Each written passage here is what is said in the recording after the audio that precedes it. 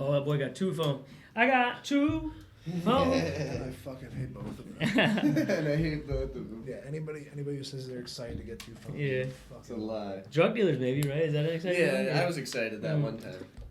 And then you actually have to use both of them. Yeah. And then you get arrested anyway, and you realize it was all for nothing. Was that like when you were dealing drugs, was that like a high moment when you got hit up by the text, like, yo, I'm getting more business, or like, fuck, I gotta go run these drugs? No, I was usually stoked, bro. Most of the time. I mean, obviously, time and a place. There's probably a time when I didn't feel like it. But and I think that's some people underestimate about your drug dealing abilities. You were a businessman and a half, bro. Thank you. You were very efficient at that. I took it serious. Well, this was like also before, like, this is before medical marijuana was like a thing. Yeah. What year was that? In Florida, especially 2013. It was probably like only California at that time. California, Colorado, Washington. Yeah. That's wasn't very common at all though. Perfect. And that being said, like people weren't getting like packaged weed with like labels and like what do they call them? Mylar bags now is what you get because it's like cool like runts and like shit like that. Yeah. But at that time, it wasn't a thing, unless you were in California or Colorado. You could still, like, if you had somebody who's out there, probably get something like vacuum packed. Sending packs in the mail and shit. Yeah. But at that time, is that legal? No, absolutely not. Right now, so if I go out to visit Colorado, I can't mail myself back in Florida weed. No, because it's federally illegal, and the mail service is a federal thing. Yeah. So is it like a slap on the wrist or like a you're going to jail thing? You're probably going to jail depending on how much you send. Really? If it's like some edibles and shit and like it just gets intercepted, then you're probably fine. Okay. But you send like some most packs. people just like, honestly, I know so many people, some of our patients, honestly, who go out of state and then bring it back. Yeah. And I tell them, I can't suggest you do any of that. Yeah. But I mean, honestly, I don't think they give a fuck. Yeah. Yeah, really. I don't hear about a lot of people getting in trouble. Your package just might not reach the destination. Yeah. I feel like it just gets tossed at this point. Are we good? Yeah, we're good. But what I was going to say is when I was in Tallahassee... Just tap your microphone real quick. Oh, no, I'm off.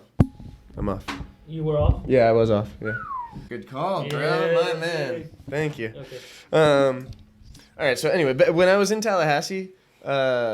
at that time, like, and dispensaries weren't a thing all over the place, at least in Florida, and people weren't used to getting, like, medical marijuana everywhere. I would print out on, like, Adobe Illustrator... That's what I'm saying, dude. A fake label of, like, whatever the guy told me it was. It was usually, like, mango. Yeah. For, like, years in West Palm Beach, we just had mango. And I would make, like, a little fucking label, print it out on, like, if you want to, like...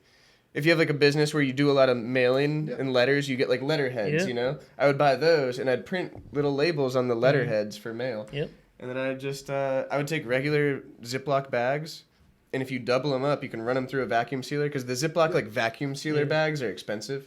So I just use regular sandwich bags, put the label inside, in between the two layers of bags, vacuum seal it. And that was, like, the most official packaging you could find in Florida at the time. I'll never forget, your fucking ass showed up to a FSU party, and you had a backpack on, of course, the Jansport. I always had a Jansport on. And whipped it around. This man had 2 tackle boxes. It looked like John Cena in that movie.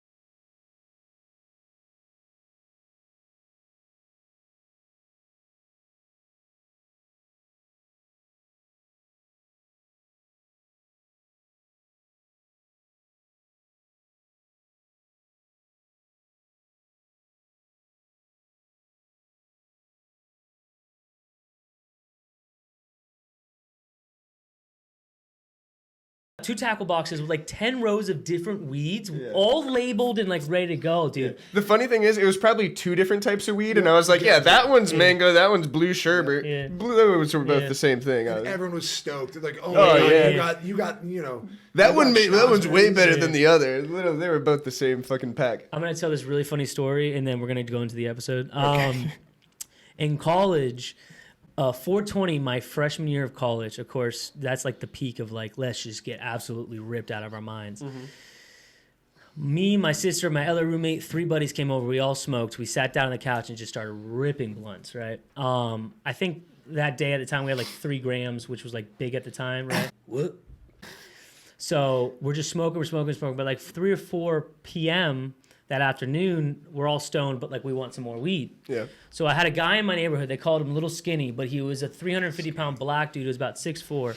I met in one of my college classes. One day he's like, yo, bro, I saw weed, and I think I saw you in the neighborhood. which was a little scary. But if you ever want to pick up, let me know. So I got his number, and I texted him. I said, hey, Little Skinny, this is Nick from ENC 1101.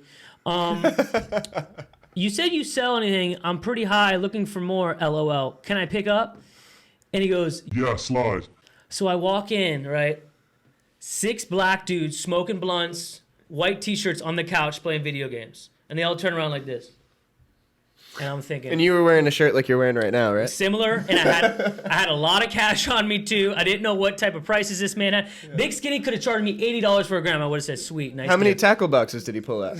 None. Okay, so that's another point. Gotta step your game up, Skinny. So they go, who you looking for? I said, Little Skinny. and they point to the back bedroom. Now the door was closed, so I'm like, okay, this is it. This is literally. I'm walking in. Little Skinny's clubbing me over the head and taking all my money. Open the door, and Little Skinny's just on his bed playing video games. He goes, hey, what's up, Nick? Has such the coolest, cordial time. He was smoking weed. He's like, here, you want to hit? I'm like, I don't know, but okay. Yeah. Smoked with him, had the best fucking time, and then got my weed, right? So he gives me my $20. I think it was in a rolled up paper bag that the top was off, so it was like loose. And he goes, here you go. It could have literally been a gram, but I was like, sweet. Yeah. And then I was like, all right, man, have a nice day. And I walked out of the house. I'm fucking halfway between my apartment and this drug dealer's house, and I turn around and Little Skinny's running after me. And I was like, oh no, what the fuck did I do? This is it. He forgot to club me.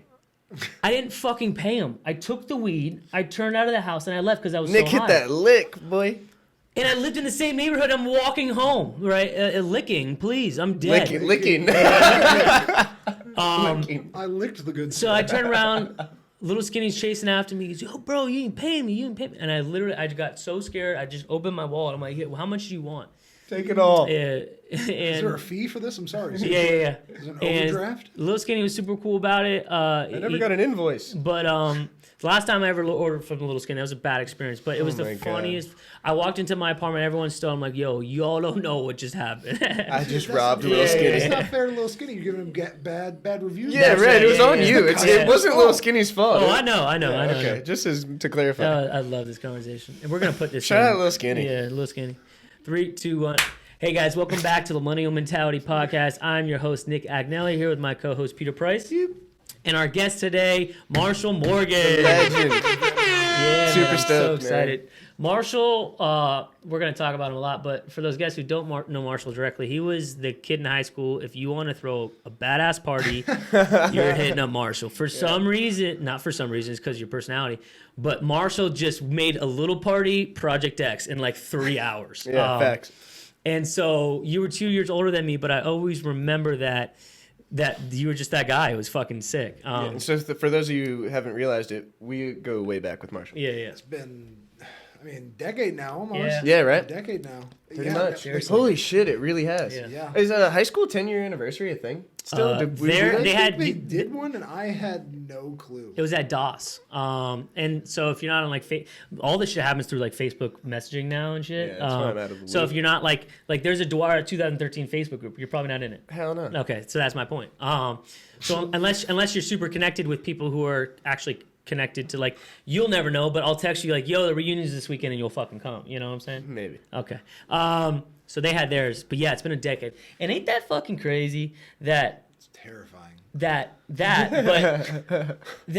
when you meet someone so young and they have like such an awesome vibe with you, like even 10 years later, you get excited to see them. You know, like you were coming over and I was just so pumped to see you. And it's crazy because we haven't hung out literally in 10 years, but like even from back then, and that's why energy and like being nice to people is such a big thing, because you literally never know when it's going to come back to you, you know? And like, we live super close. Yeah. Didn't even realize that. Yeah. But yeah, it was. You didn't realize you lived 3 streets apart? I had no idea. Well, I told Pete, I said, I see him in my neighborhood Facebook page, so if he's not living in the Palm It's a Beach little Country weird. States, it's a little weird. Like, it's like me joining like the evergreen Facebook. That group is the Crazy. funniest thing I've What are they ever talking done. about? If you ever want to get some solid laughs, join the Palm Beach Country Estates Facebook group, bro. It'll be like, a guy's robbing my front door. And it'll be like the local bug man. Yeah. And, Like, ma'am, he's there to drop off a Yeah, package. It's yeah. called Amazon. Oh Yeah. my god. and she's like, just call PBSL. They'll be out here soon. And I'm like, dude, what? I already called the Yeah. cops. I have my gun with me. Yeah. It's loaded, pointed at the door. I'm ready. Jesus. It is low key crazy though, because a lot of shit gets stolen out of this neighborhood. It does. Like package wise, or what do you hold mean? on, Like on. boats, fucking No, cars. you remember the guy getting arrested the other day? Yeah. So the backstory is like 2 weeks ago, 2 dudes came up from Miami Yep. and were arrested trying to steal trailers and jet skis and Yep. stuff, and they caught them.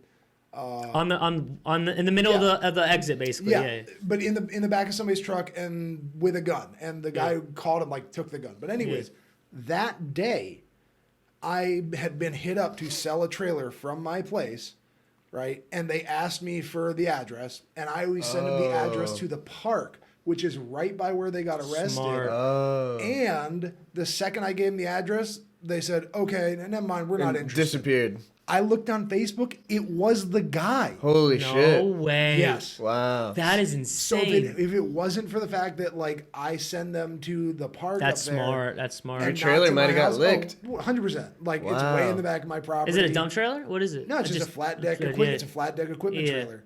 And Wow. so what they must have done is like they got to the address, realized, oh, Yeah. There's we no got trailer this, here. and then just gone around the neighborhood because they already drove up from Miami. Yeah. Wow. And then got caught by somebody. Wow. So they came up probably for your trailer. That's what he's 100%. saying. That's what he's saying. It was the Insane. guy. I looked on Facebook and it was. But it wasn't buddy. like a mass heist. Like they didn't hit up probably like 10, 15 people. They hit up you. Yeah. And when it didn't work out for them, they were like, fuck, we just got to go find somebody else. You know what also is sketchy? We and Paige went walk around like our little block here, and in the matter of a 20-minute, 1 mile little walk around the block, this car circled 3 times, and it was someone who you don't circle a block 3 times if you're not looking for shit.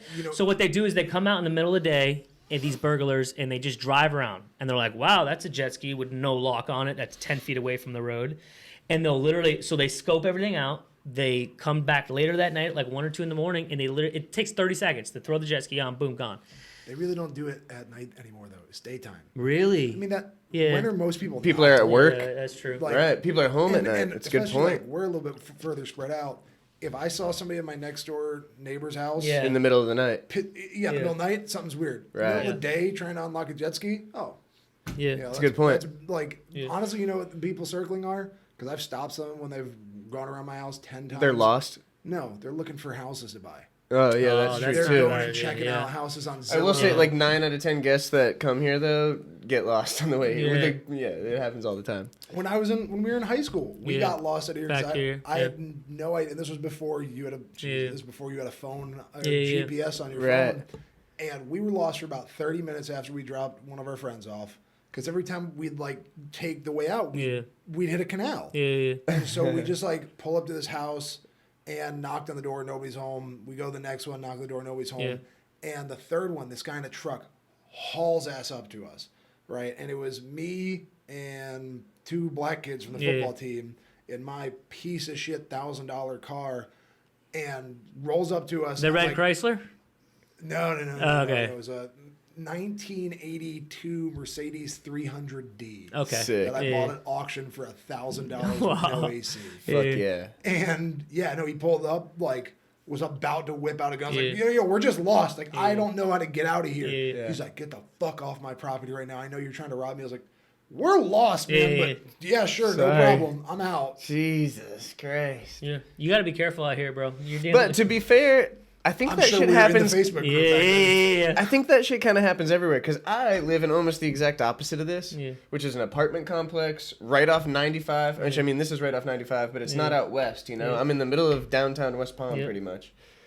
And my motorcycle got stolen right Yeah. in front of my building. You know, with a cover on it and everything. Well, I And think someone's always watching. Anywhere you go, well, someone's that's the always thing, you know, watching. like Yeah. to the point you guys were making where people come scope it out, you know, and then they'll come back Yeah. later.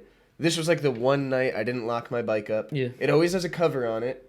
we end up looking at security footage after the fact, and the guy came in the neighborhood and was out of the neighborhood with my bike in less than 3 minutes. So he knew exactly where he was going, what bike he was getting, and how to start it instantly. It's usually one of your neighbors too. I mean, Most likely was, because like I said, I locked it up every night, and this was the one night I didn't lock it. So someone was like walking their dog every night, checking it out, and then realized, oh, tonight's the night. But my point is that shit can happen probably everywhere. anywhere. To kind of that point, what I just thought about is like walking up on someone's house. What percentage of households in the U.S. do you think own guns? And I think a lot more people own guns than you think. You'll just never know. Yeah, I mean, realistically, there's seven firearms per person in the U.S.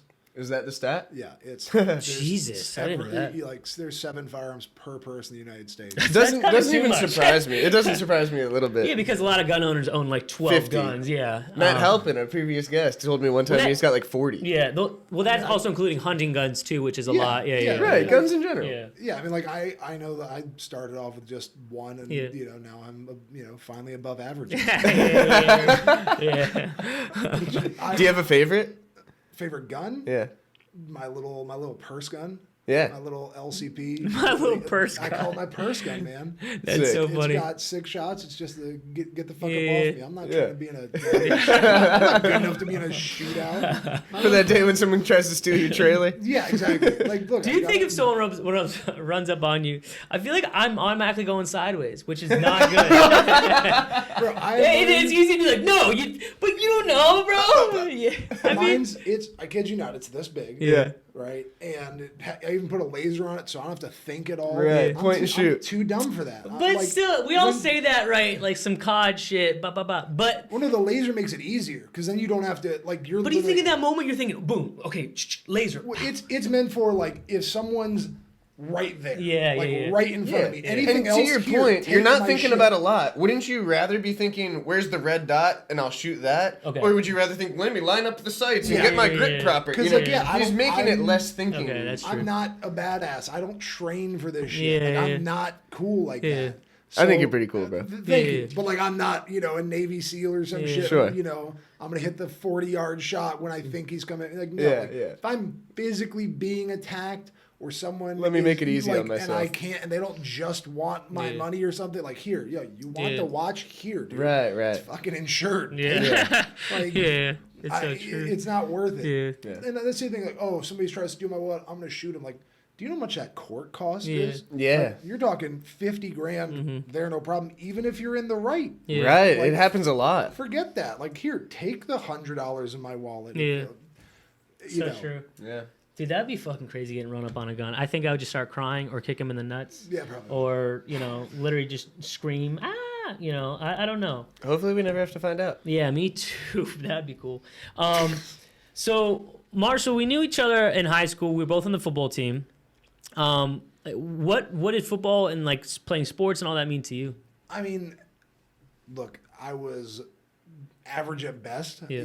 Like the kids in our school were so good Yeah. that I think we all just kind of got a little bit better because of who we were practicing with. We were at a Like- unique school, right? Yeah. Crazy. Yeah. I mean, the level of talent. It in was our insane. school- Do you guys remember the numbers of like how many kids went D1 and pro that we played with? His year, I think 20 guys from his graduating class went to a D1 school. That's insane. His year. And for those of you who don't know where we're from and all of us, it's Dwyer High School in West Palm Beach. Or Palm Beach Gardens, I guess, breeding like fucking athletes, right? I mean, like I even got a football scholarship. Like, and I wasn't by no shape Yeah. or form like anything special. And then like when I got to the school, I was like, oh, like you guys are not nearly as good as my Yeah. high school. Bro. Bro, the beginning of the first practice of every year, I think for the last 3 years I was there, he brought out an ex-NFL football coach every year to come and just to a high school football team and just say, hey guys, like good luck this season. And not because we had a ton of money or like, No, it wasn't but- like an extraordinary. But when you think of Palm Beach County and the wealth in Palm Beach County and all the famous people who live here, Dwyer was the #1 school in Palm Beach County. Right. So if a coach is going to go to a football team to say hi to high schoolers, We didn't start like that though, because like I remember when like my first year there, like it was. What were our glory years? Like 11 and 12? oh no, 09 and Yeah. in 2010 we went to the quarterfinals. In 2011 we went to the It was like once we got once we won states, and then the year after that. What was the year we won states? 9? 9 And then 10 was a great year also. Yeah, 9 and 13. So we won them 5 years apart, back to back. Oh, we won 13 too? Yeah. God damn. I didn't So know that. Like, That honestly, was our graduating year. no, the year. I'm sorry, the year after. So Oh, that's why I didn't realize. My big takeaway, you know, like I loved playing football. Yeah. It was great to play in college too. I didn't. You played in college? Yeah, I played a year in college and then realized like I'm definitely not going. I did not know that. Yeah. Yeah, I'm definitely not going anywhere after Yeah. this. You know. Where'd you go? New York Maritime Academy, up in the Bronx. What was that experience like? Ton of fun. Yeah. Was it? I'm so happy I went up there. But I think the big thing I took away from it was honestly, you know, shout out to Coach Daniels, Yeah. Jack Daniels. Yeah, man. Legend. He was such a moving person. He really was, and he just Compete with yourself. yeah. Like I actually have that in my whole company today. Yeah. Like we, you know, like that's one of the things I literally consistently am talking to people about who work for me now. Like I don't care that, you know, you're doing better sales wise than everyone else here. Are you doing better than yourself today? Yeah, exactly. You know, and that kind of went into like I think that's the biggest thing I took away from it, and like that you can push yourself well past Correct. what you think you can do, and like you know back in high school like I slacked off for a bunch of it, Yeah. so like you know I'm happy that while I didn't take to it as much as I probably should have back then, the things I learned then at least transferred later in Yeah. life. It's so true. Yeah, and it's like good. we were on the offensive line together, and there's a coach, offensive line coach called Coach Quisenberry, Steve Quisenberry. And when you think about that, and like when I think about him, like he was a father figure for 4 years to me. You're And like, also like a genius. dude, he was literally an astrophysicist. Yeah. Yeah. Like And he was they just a used to- 6'5" guy who played college football. They used to fly him out. I remember, like he was gone Yeah. for a bit. That was because they flew him out To Dubai. to Yeah. work on a crazy bridge. Yeah. Like they're like, yeah, we need this guy, Yeah. this football coach, to. Oh, so he was like consult on-" literally a genius. No, He had a literally a genius. full-time job because I interned for my senior year at Oh, did you Dwyer. I really? interned with his company, PSM. They manufacture parts, I believe, and whatnot. But I got an internship there just because of him. But I was like one of those things where it's like, oh, my football coach, he's probably like working behind a cubicle or something. They're like, yeah, Steve Quisenberry's office is up there. It's next to like the guy who runs the entire company. But like this guy is such a good person that like on top of making his well over 6-figure salary and probably being busy as fuck, every day he was at the practice field from 3:30 at 3:30 to 6:30. Yeah. Imagine putting that many hours in every single day to something that you're not getting paid for. You're literally just doing it for the Yeah, was it, kids like, and for. Did he have a kid that went there? No, he didn't have a kid. Period. He just got married. Holy shit. I can't Yeah, even, no like, kids. Like now that I'm older, like trying And you to think about that? fathom Yeah. leaving my job, Right. right? To go do just another job for leaving fun. my job at probably 2:30 to Yeah. get there by 3:30, Yeah. and then be out there in the hot Ass sun for 3 hours. to get attitude from a bunch Yeah. of 14 to 18-year-olds. Yeah. No way. Yeah. No, like, Yeah, I would last about 1 hour, and that's why like sometimes Before coaches kicking someone. coaches did freak out on people, and I'm like, it makes that a was lot well more deserved. sense. I Yeah, never thought of that. yeah. It makes a No, lot dude, more I mean, sense. that's a great fucking point, bro. It's crazy to think about, bro. And there was like 10 of those guys, just like Coach Quick. That's all just volunteer work. Yeah, absolutely. Yeah. Not even for like the people who didn't play out sports out there, teachers, dance Yeah. teachers, whatever it is. I mean, and that's why like truly, it's like our entire lives were affected by people. And I think that's a reason a lot of people get lost in adulthood is like you don't have someone guiding or leading you. And that's why it's really easy to fall off. It's really easy to blow up. It's really easy to lose your way because for, 90% of our lives, we woke up every day and we either had a teacher, a parent, a guardian telling us which way to go. Do you think that now with so many people trying to be someone to be followed, literally, Yeah. no pun intended, follow, Yeah. Like and follow, Yeah. Right. Which like and follow this. Yeah. Well, no, that was really good. Good Yeah. effort. Yeah, thank you. Obviously, I think.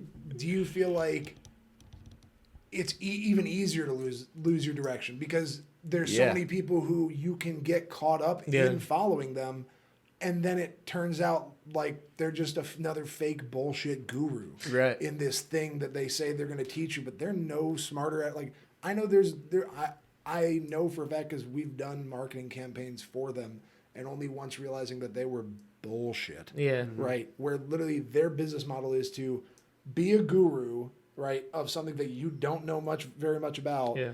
and make money. The way you're going to make your million is by being a guru teaching people how to make millions. Yeah. Right, Like, right. how can It becomes you- like a multi-level marketing thing that's instead all of it is. about the and actual it's thing. so, and it like with social media and everything, it's so easy to convince people of what the perception is of you, like, you know, that you don't really, they're like the best top people that you should be following and listening to. Yeah. You don't really, you know, how do you know who those people are? Yeah. Like, how do you identify the people that you know, that you look up to now and that you listen to? Via social media, I think your question's going. Or just in general. Well, I think Yeah. the problem that you're saying is that people pay more attention to like the clout rather than the actual like content of what they're putting out. What they're, you know, I'd rather, like, I'm not going to say I would rather, but most people are going to take the verification of the person that has 1 million followers on Instagram and go, that guy knows his shit. Because look at how many people follow him and listen to him. Yeah. Without even digesting the information or, like, taking in what they're putting out there, where there might be an expert, you know, a scientist, a doctor, a person that is certified in that field with far less of a following or influence, but better knowledge, you know? Correct. But the way that we decipher, like, this society right now is based on clout and following. And it's hard too because, you know, it makes you. I think what's good for us is with a podcast like this. First off, it's long form content, but it's easy to do because we're just ourselves on here, you know. And I think so. If people fuck with the podcast, they're gonna fuck with us in general because It's the same thing. Because it's the same thing. You're getting the same exact product. And so for our following, which is just smaller but super engaged, it's fucking great because people will come up to me at the bar who've never met me before but feel like they could talk to me because they've seen me talk.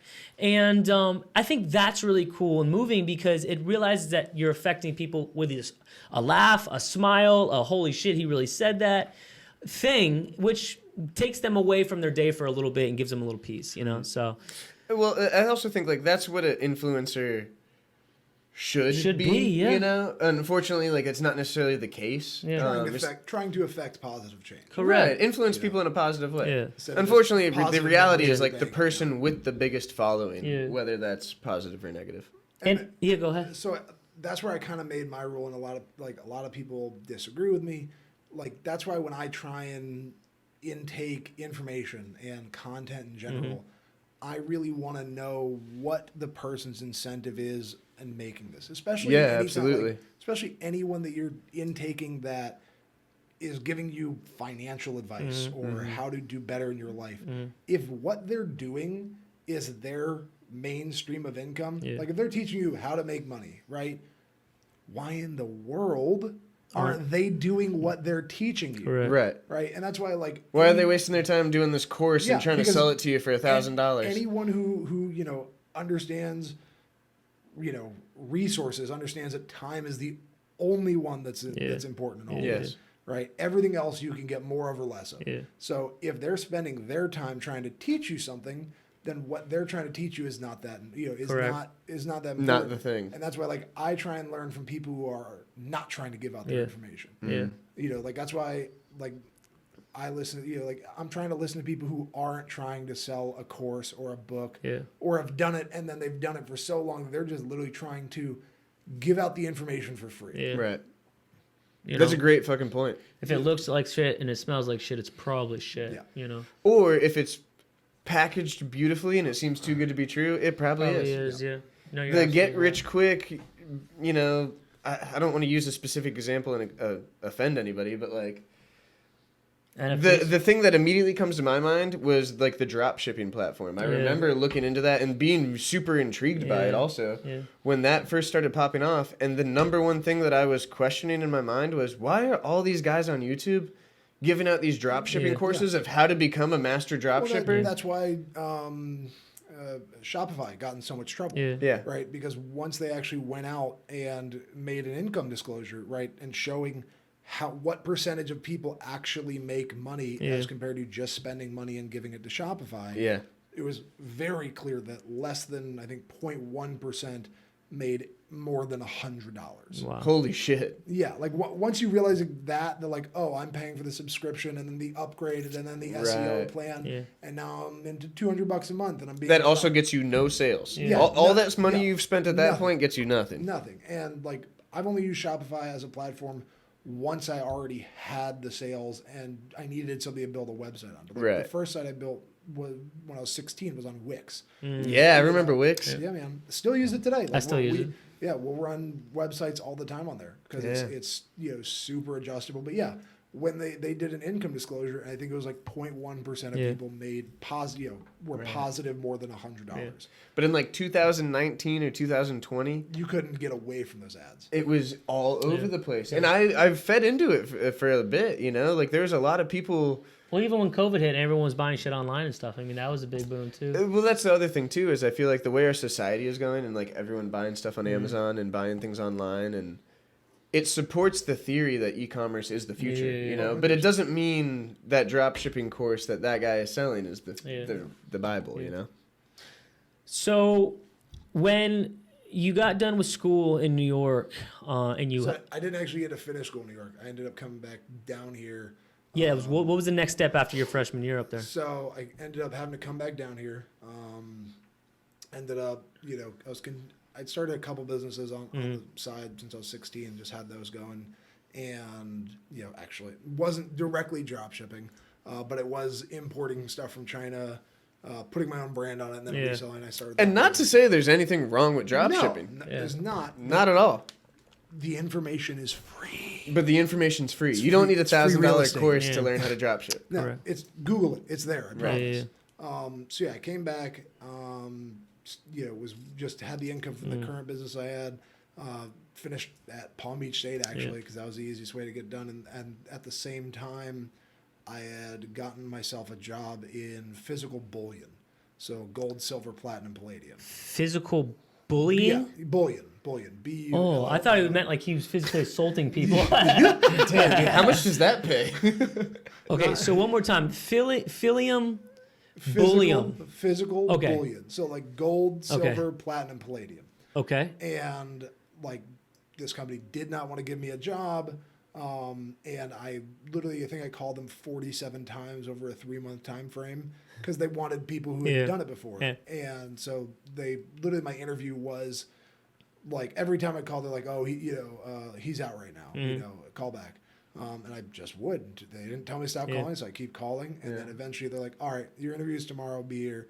My interview literally was to be brought into the back of the office, handed a script, and on a music stand with a phone and like 20 pages of just phone numbers and names.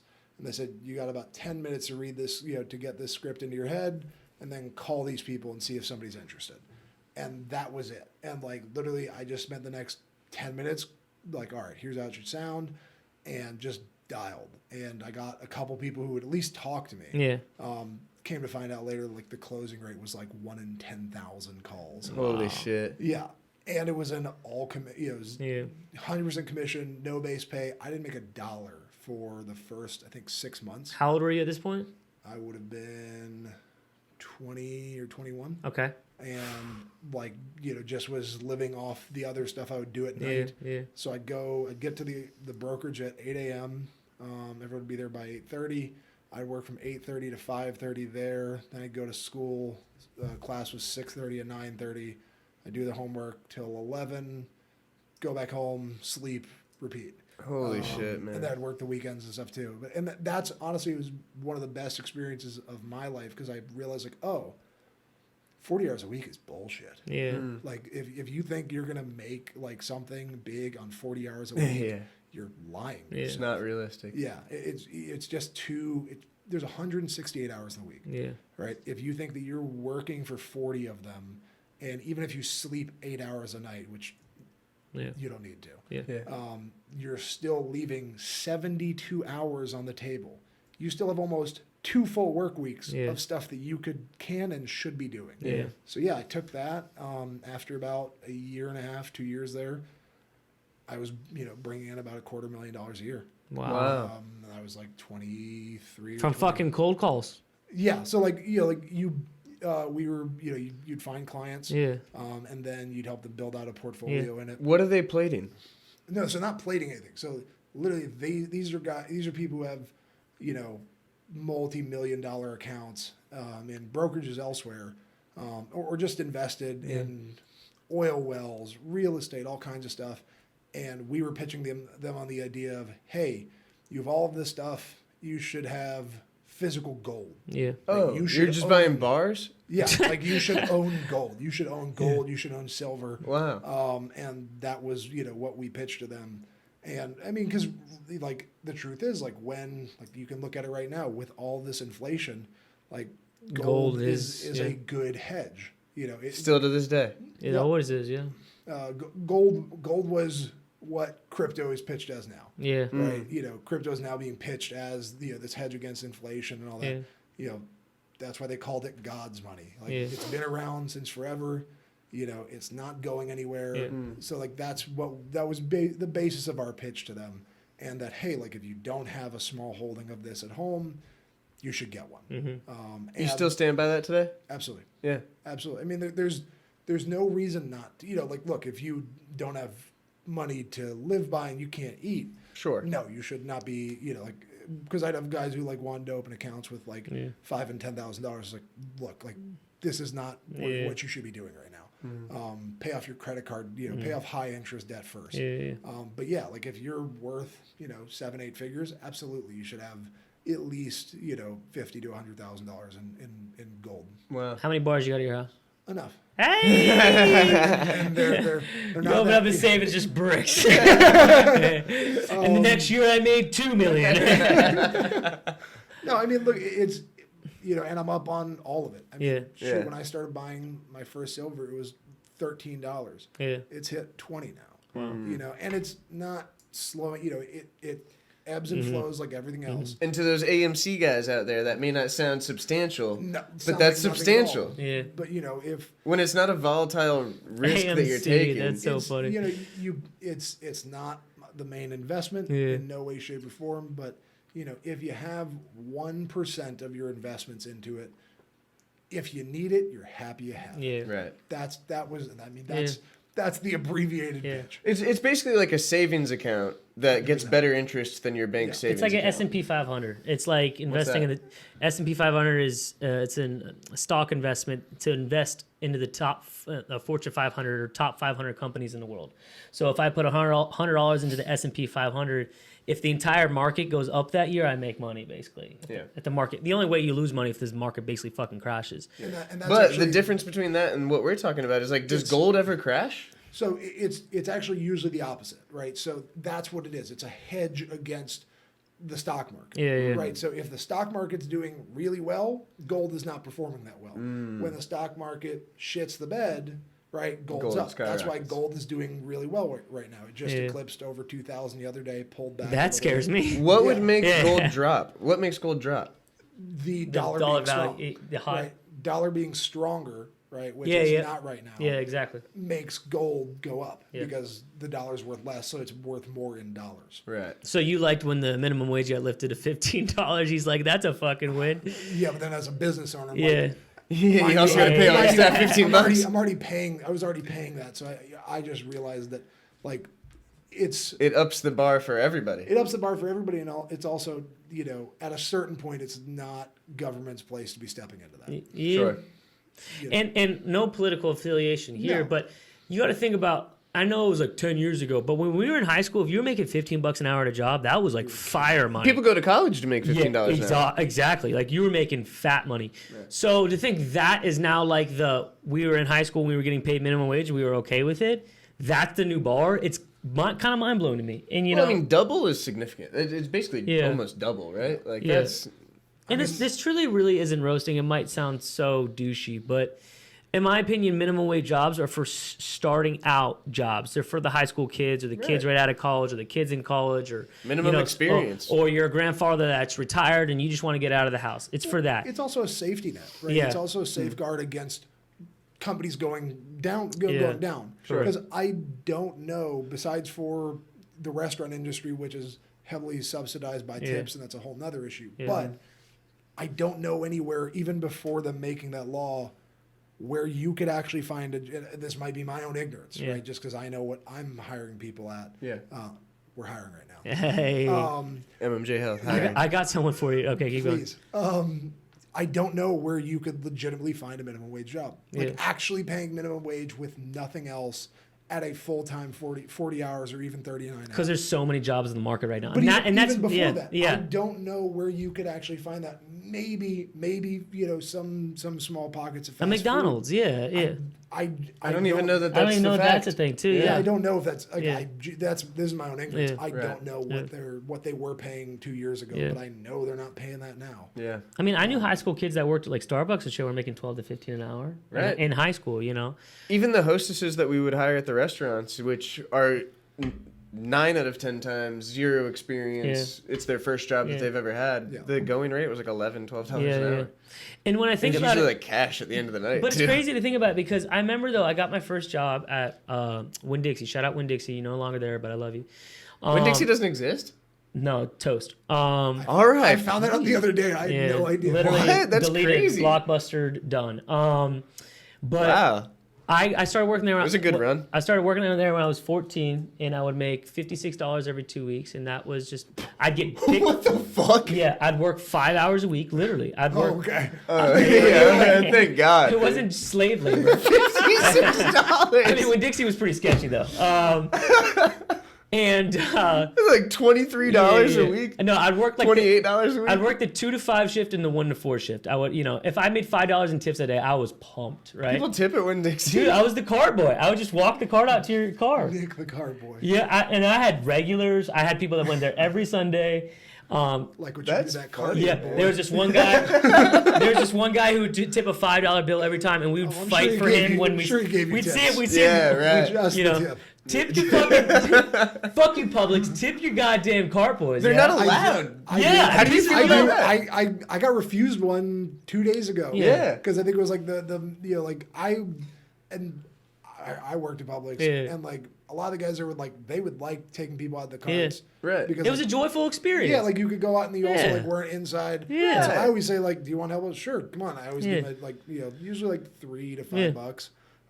And like They wear like a name tag now though that says like I had no a name tipping. tag. No, Publix. It fuck says them, no yeah. tips. We Yeah. don't accept tips. I didn't realize like the woman who was bringing me out was like an assistant manager and like then like she refused. She had to. Of So, course. Yeah. so put it in a fucking tip bucket or something, Yeah. I guess it just seems crazy I that they tip would whenever have I such a can. Yeah. rule. Like And like I sound like such a jackass right now because I literally haven't tipped anyone. But it's because I show up at Publix and they wear a sticker that also. I'm a young man. I take my groceries out by myself. I don't have the person do it.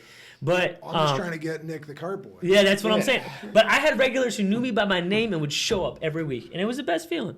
But Right. anyways, to that point, I worked that from 14 to 15, and then I would start asking friends like, "Yo, where are you working?" I was a pizza delivery boy, which made twice the amount of money, worked the same amount of hours. Where'd you work? Puccini's, worst pizza ever. Oh, Puccini's. yeah, That's Puccini- where I sold drugs. Yeah, it was that low key spot. Yeah. 'Cause I lived in Evergreen, so yeah. I'd hop the wall. Yeah, that's the job. I backed up into a tree in a house.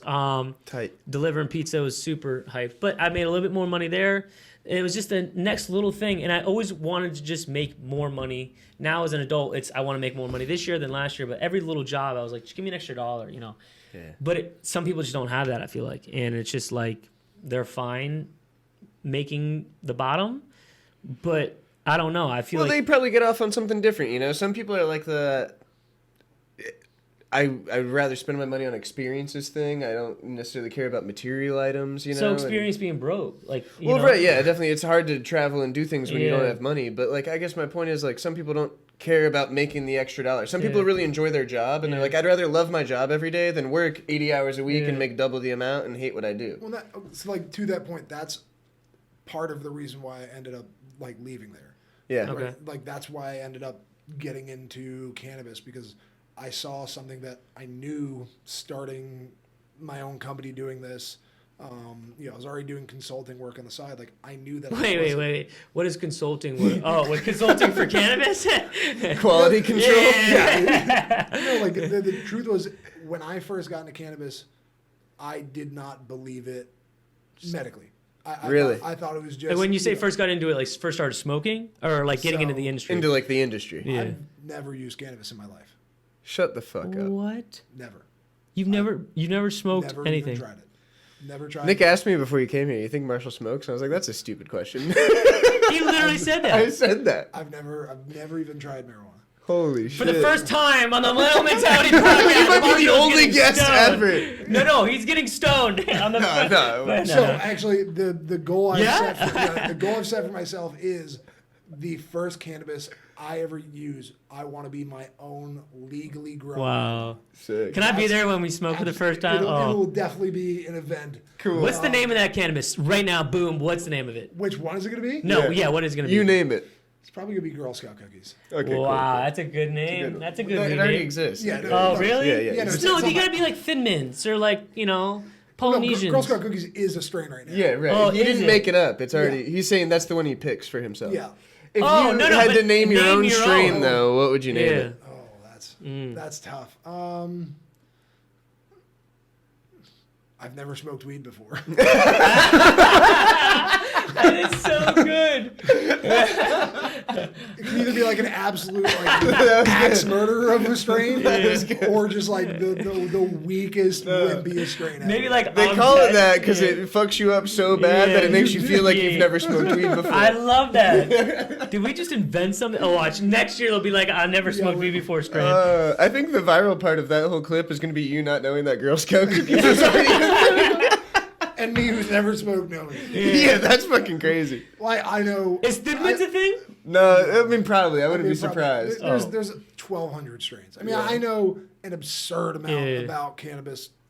Nothing compared to some of like the people I employ as Yeah. patient care specialists or the professionals. But I mean, for somebody, I know enough in the industry. But yeah, it's like Is there a reason that you don't smoke?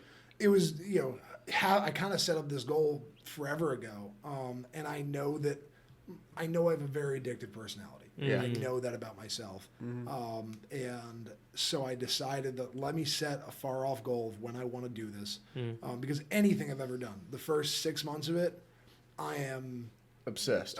obsessed. I don't. It can be stuff that's not even substances. Yeah. Right. When I bought my first boat, I bought a 24-foot and loved it. Like, this is the greatest thing ever. Yeah. Boats are sick. Yeah. And a month later, I was buying a 35-foot. Like immediately jumping to, and like that's all I could think about. That's all I'd spend the money on. Yeah. And then 6 months later, I'm like, all right, I can chill out now. Yeah. I'm the same way, dude. That's a good point. And so that's when I was like, all right, if I'm going to be in this industry, and also at the time I really I didn't believe the Medical side. benefits? I didn't believe it. Like, them saying like that we're, helping cancer patients and that we're, stopping epilepsy, yeah. treating epilepsy in such a high, in the level of efficacy that they're talking about. Right. I didn't believe it. So I was doing the consulting work on the business side, right? I was helping people build out business plans, get financing for it out in Colorado and Washington at the time while I was still working at the brokerage. Okay. And look, I loved what I did at the brokerage, but I wasn't helping anybody. Yeah. Right? At the end of the day, I made a rich guy much richer. Yep. Cool. Yeah. And I did enjoy it, but at the same time, I was, usually about every 3 months, I'd go out and check on the projects physically that I was working with in California. Yeah. And at this time, it was all medicinal for the most part. That's really what what they were doing. And I'd had a couple friends pass from opiate overdoses. Yeah. Really. And they were telling me the efficacy that they were having with, people who couldn't get off opiates. Tried everything, been to rehab, tried it all.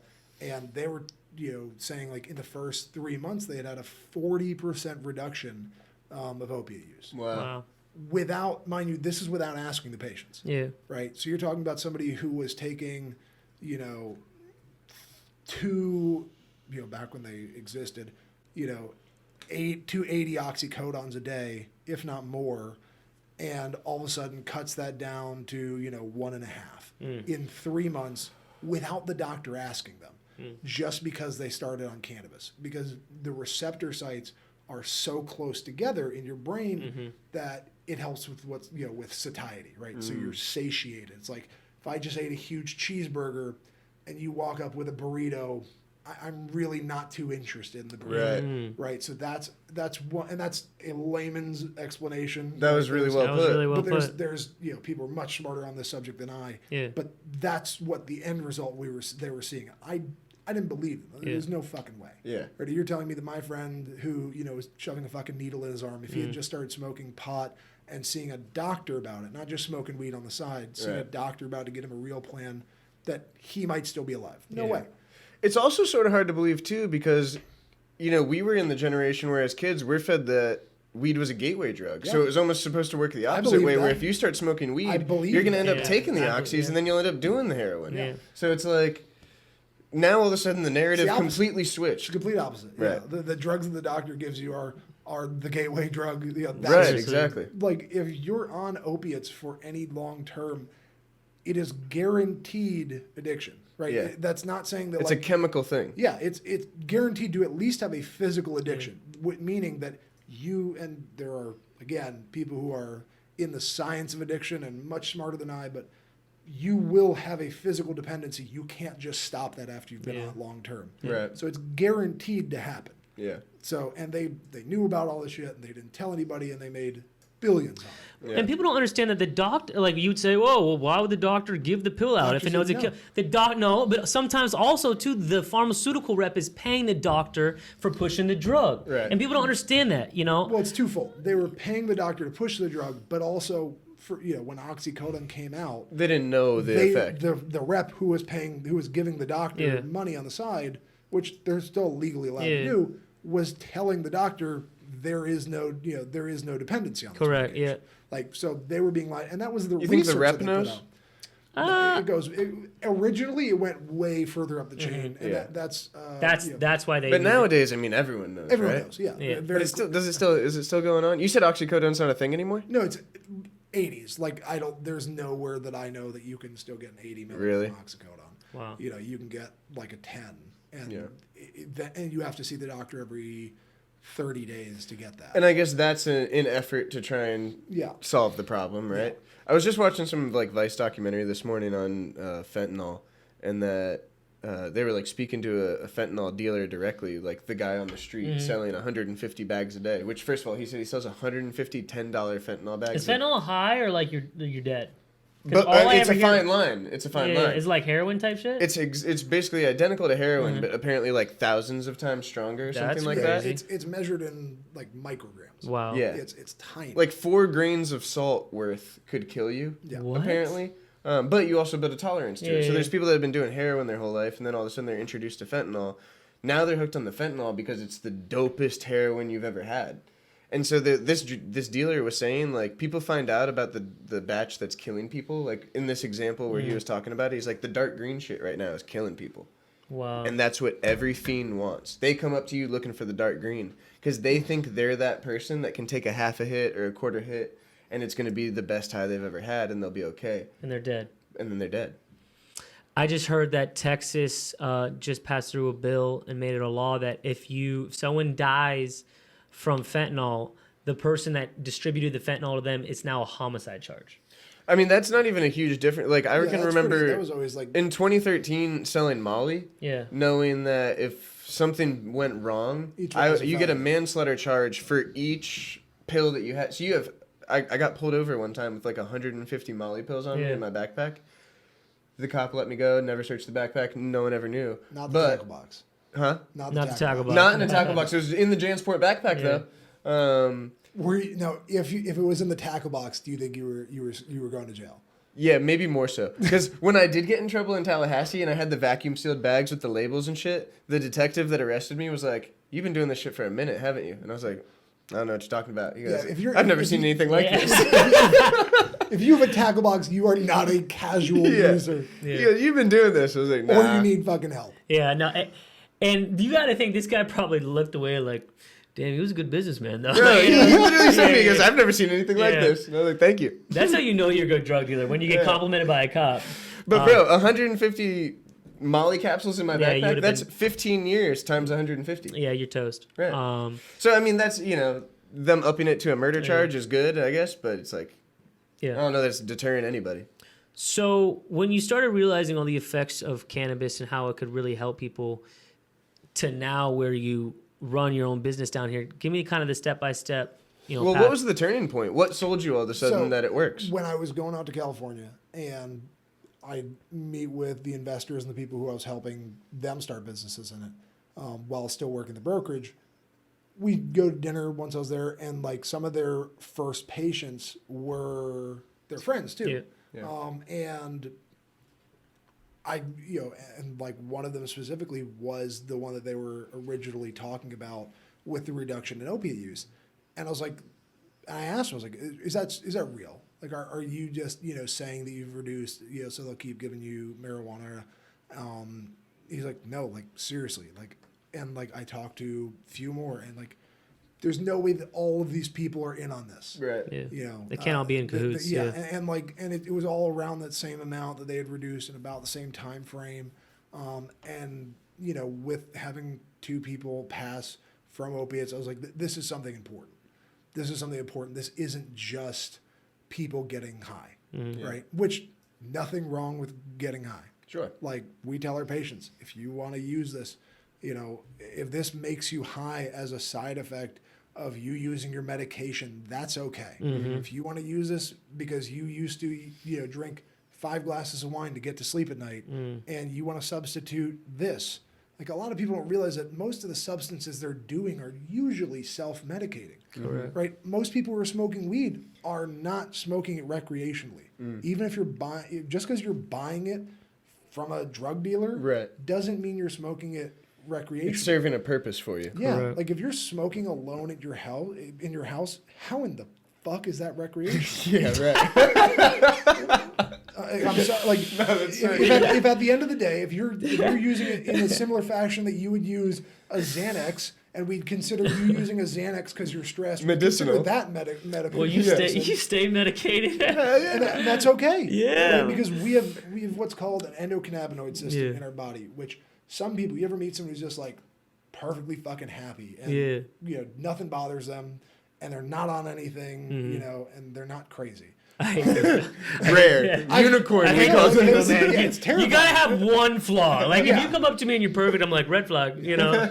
Fucking Brady. Yeah. Like one of those. Yeah. Everything's just perfect about them. They have a perfectly functioning endocannabinoid system, right? It's just like our nervous system, but it's a system that we were never taught about. And what's that mean exactly? Is that like the chemicals in your brain are all firing the way they should be? Chilling. So it's basically just like you have a nervous system, Yeah. right? You have an endocannabinoid system, and you have CB1 and CB2. You have receptors all throughout your body, and you have ones in your brain, you have ones in your kidneys, in your liver, all over your body that they need cannabis, right? The cannabis plant has been around human beings for hundreds of thousands of years. And that's why we brought it around with us, because we realized that by taking this, we can fix this imbalance. Holy shit, really? Yeah, and like that's why it has like such a weird perception, because I'm not saying that hitting, gram dabs is what you need to fix this imbalance. Yeah. I'm saying in small amounts, that's what you need to actually Try the find gravity homeo- bong instead. Yeah. No, but it's what we need to find homeostasis. It's what we need to find to bring us back to normal, because we're deficient. Yeah. And a lot of people are. So even if it's not getting high with it, even if it's a ratioed product that has a little bit of THC and some CBD, Right. a lot of people are actually what's called, have an endocannabinoid deficiency. It's no different than if you have a thyroid deficiency, right? But we've, as a culture and a society, completely separated this one system in our body as a thing that's bad, but all of the other systems are okay to fix if you're deficient on it. Is there like a test you can get at the doctor to know if you're deficient? Not yet. Yeah. We're not there yet, because Is anyone working on that? that I don't know. That's a good question. Right? I love I that would love and to. also- I mean, I was going to say I'd love Do to know. we- I'm almost certain I'm not. You are But it would be cool for people to know. you are positive. This A bitch ain't got no surplus. endocannabinoids. No, like Your endocannabinoids. His respiratory system's been replaced with 2 endocannabinoid systems. He's overdosing. But we can. Probably the reason why there isn't a lot of research being done on, there may be, but not that I know of, Yeah.